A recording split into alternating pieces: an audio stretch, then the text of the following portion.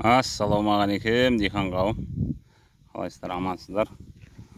Алла істеп атқан, егіп тігіп атқан диханшылықтарыңызға береке берсін. Міне мынау 27 апрель күні егілген мақта. Мынаған бір культиватор холостой, екінші 500 литрден биогумус, үстінен бір рет қана жапырақтан листовой подкормка есебінде шашылған жидкий биогумус.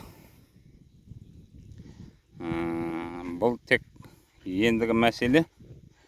Оған тағы да енді жалпылама барлықтарыңызға айта алмаймын. Ойбай пәленнен бер деп. 500-ден берсе де жалпы жеткілікті.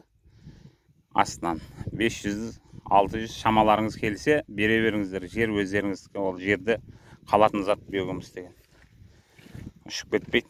Селитр амафосын құсап 3-4 жылға дейін жұмыс жасайды. Мынаған Алла нәсіп етсе тағы беріледі биогумус. Құрғағы да жидкейді үстіне шашылады. Мақта жалпы тоқ болғаннан кейін ажырение беріп кетпесін деп соған ашыққанда өз сұрайды, ашыққанда береміз тағы. Үстіне шашып береміз. Бұл енді тек бұның бір айыбы шабық сұрап тұр. Шабық берші деп тұр. Шабық, сосын тағы бір культиватор жіберіп аламыз, нәсіп етсе. Шабыққа жеңілдеу болады. Содан кейін суға дайындаймыз.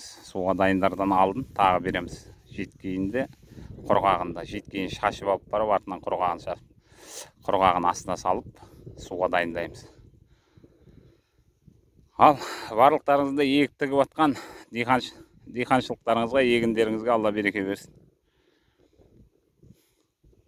Онша-мұнша сұрақтарыңыз болса, сұрай беріңіздер. Қолдан келгенімізше, білгенімізді айтудан.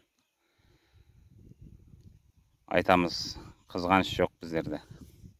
Айтамыз бәрін білгенімізді. Ал, дихандар, барлықтарыңыз, тірліктеріңізге Алла береке берсін.